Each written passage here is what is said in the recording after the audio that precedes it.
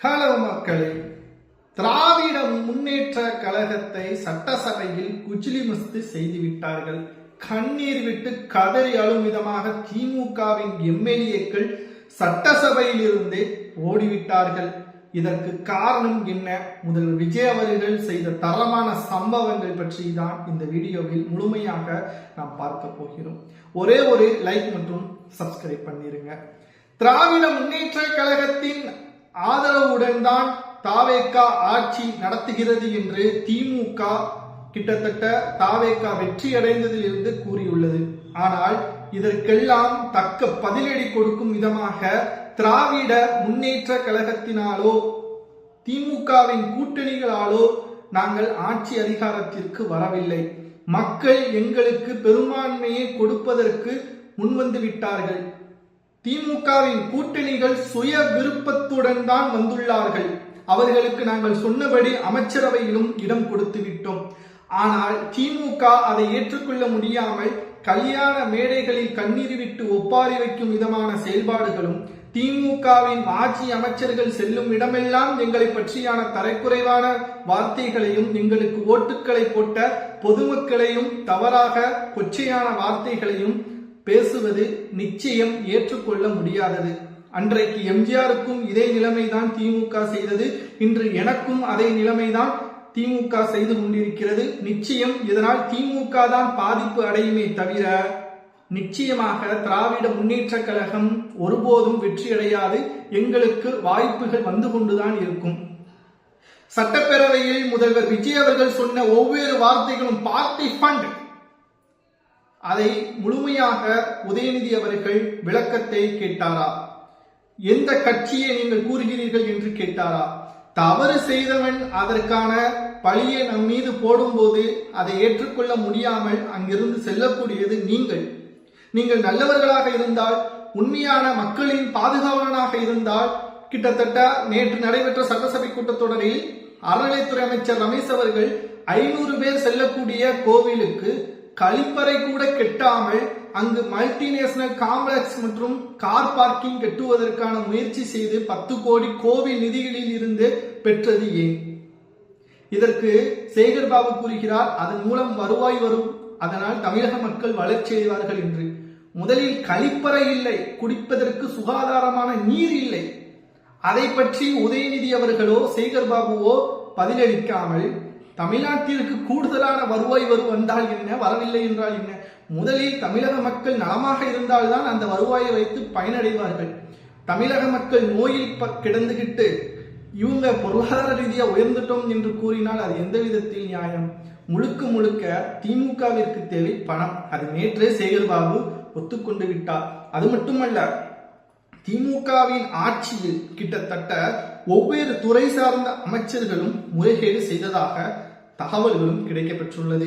அதை முதல்வர் விஜய் அவர்கள் உரை வார்த்தையில் இன்று நடைபெற்ற சட்டசபை கூட்டத்தொடரில் தவறு செய்தவர்களாக இருக்கலாம், தவறு செய்ய போவதாக, தவறு செய்வதற்கு உறுதுணையாக இருப்பவர்களுக்கும் நிச்சயம் நான் அதற்கான தண்டனையை பெற்றுக் கொடுப்பேன் என்று கூறிய அடுத்த நொடியே சட்டசபையில் திமுகவின் எம்எல்ஏக்கள் அமளியில் ஈடுபட்டதோடு கதறும் விதமாக ஒருமையிலும் முதல்வர் விஜய் அவர்களை பேசுகிறார்கள்.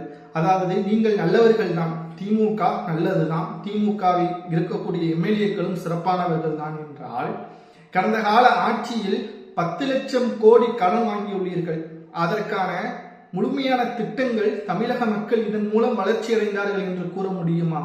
அல்லது தமிழ்நாட்டிற்கு வந்த வருவாய், அதை பற்றி திமுக பேசுகிறதா? எதுவுமே கிடையாது. செழிப்படைந்தவர்கள் திமுகவின் அமைச்சர்கள் தான் என்று புள்ளி விவரத்துடன் தாவேகாவின் அமைச்சர் ஆதவர்ஜுனா அவர்கள் கூறுகிறார். அதற்கான ஆவணங்களை வெளியிடுவதாக ஆதவர்ஜுனா அவர்கள் தெரியப்படுத்தியுள்ளார். இது நிச்சயம் திமுக ஆட்சியில் இருந்த பொழுது செய்த ஊழல்களை தற்பொழுது முதல்வர் விஜய் அவர்கள் சட்டப்பேரவையில் வெளிச்சத்தை போட்டு காட்டிவிட்டார். கண்ணீர் விட்டு கதறி அழும் விதமாக திமுகவின் எதிர்க்கட்சி தலைவர் உதயநிதி அவர்கள் சட்டசபைக்கு வெளியே செய்தியாளர்கள் சந்திப்பின் பொழுது அவரால் பேச முடியவில்லை. இதற்கு முன்னால் வாய்ப்பு வந்ததையெல்லாம் பேசுவார். ஆனால் சட்டப்பேரவையில் நடந்த சம்பவத்தை வேறொருவர் எழுதி கொடுத்து 15 நிமிடங்களுக்கு பிறகுதான் பிரஸ் மீட்டை நடத்தி அதில் எழுதி கொடுத்தவர் அதை வாசித்து அப்படியே பேசுகிறார் என்றால் நீங்கள் நல்லவர்களாக இருந்தால் நாங்கள் என்ன தவறு செய்தோம், ஆதாரத்தை இப்பொழுது வையுங்கள், நாங்கள் எதற்காக வெளியேற வேண்டும், சட்டசபையை மாலை வரை நீடியுங்கள் என்று பேச வேண்டியதுதானே. மக்களின் உரிமையையும் மக்களின் பாதுகாப்பையும் நிலைநாட்டக்கூடிய இடமே சட்டசபை தான். திமுகவின் பொதுக்கூட்டமோ தாவேகாவின் பொதுக்கூட்டமோ கிடையாது. சட்டசபை நீங்கள் வைக்கக்கூடிய ஒவ்வொரு கருத்தும் அவையில் குறிப்பாக பார்க்கப்படும். அதை மக்கள் நேரடியாக பார்ப்பார்கள். அப்பொழுது யார் மீது தவறுகள் இருக்கும், யார் மீது தவறுகள் இல்லை என்பது தெரிய வரும். நேற்று அருண்ராஜ் தாவேகாவின் மிக முக்கியமான அமைச்சர், சுகாதாரத்துறை அமைச்சர் மருத்துவமனைக்கு ஆய்வுக்கு செல்கிறார். அங்கு கட்டிடங்கள் எல்லாம் பேட்ச் ஒர்க் நடத்தக்கூடிய அளவில் தான் இருக்கிறது. இன்னமும் மருத்துவமனையில் சுகாதாரமான மருத்துவ இலவசமாக செய்யக்கூடிய அந்த மருத்துவமனைகளில் கழிவறைகள் சுகாதாரமாக இருக்கிறதா? பள்ளிகள், குழந்தைகள் படிக்கக்கூடிய அந்த பள்ளிக்கூடங்களில் சுகாதாரமான கழிவறைகள் இருக்கிறதா? எத்தனையோ பெண்கள் அரசு பெண்கள் பள்ளிகளில் தான் படிக்கிறார்கள். அவர்கள் வீட்டிற்கு வந்துதான் அவர்களது இயற்கை உபாதைகளை கழிக்கக்கூடிய அளவிற்கு இருக்கிறது கடந்த கால திமுகவின் ஆட்சியில். அதைத்தான் தற்பொழுது புதிதாக பொறுப்பேற்றுள்ள கல்வித்துறை அமைச்சர் ராஜ்மோகன் அவர்கள், முதலில் எங்களுக்கு தேவை சுகாதாரம்தான், அதற்கு பிறகுதான் படிப்பு, அதை நாங்கள் முதலில் சரிகட்டி கொண்டிருக்கின்றோம் என்பதை நேரடியாகவே தெரிவித்துள்ளார். இதைவிட தமிழக மக்களுக்கு என்ன செய்ய முடியும்?